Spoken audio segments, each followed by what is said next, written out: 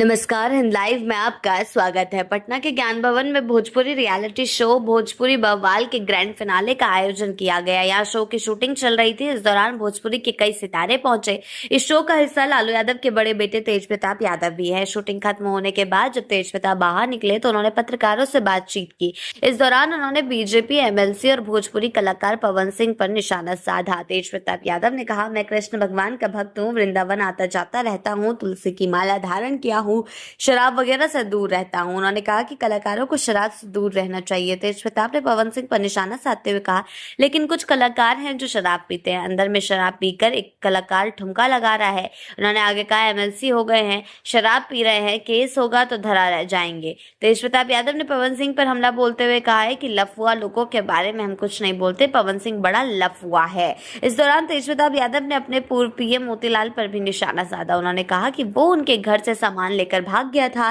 तेज प्रताप ने कहा, हम नाम नहीं लेना चाहते, नहीं तो मुर्दा अमर हो जाएगा।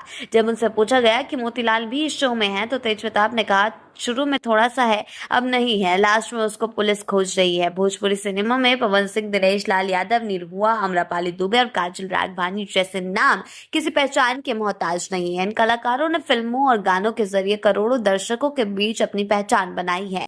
अब ये सितारे रियलिटी शो भोजपुरी बवाल में नजर आए। शो के जरिए पवन सिंह, निरहुआ, आम्रपाली दुबे, काजल राघवानी और तेज प्रताप यादव पहली बार एक साथ नजर आए।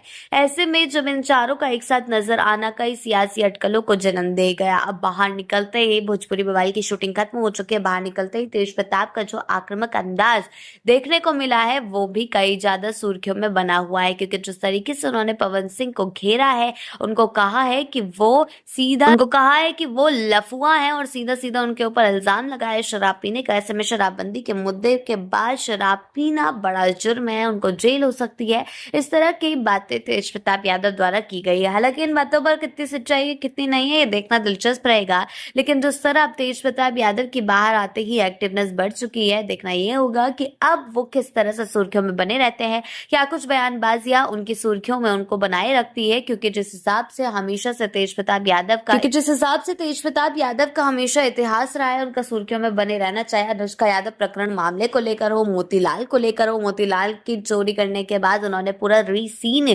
क्रिएट किया था, जिसके बाद और ज्यादा हंगामा मचता हुआ दिखाई दिया था। ऐसे में इस बीच उन्होंने मोतीलाल की भी बात की है और साफ कहा है कि मुर्दा को जिंदा हमें नहीं करना है। वहीं दूसरी तरफ तेज प्रताप अभी से सुर्खियों में बन चुके हैं, तो आगे चलकर उनके क्या कुछ बयानबाजियां सामने आती है और इस बात का जवाब पवन सिंह कैसे देते हैं ये देखना बेहद दिलचस्प रहेगा। आगे के अपडेट्स के लिए जुड़े रहे हैं लाइव के साथ ही चैनल को सब्सक्राइब करना ना भूलें और हमारी फेसबुक और वेबसाइट के साथ भी जरूर जुड़ें।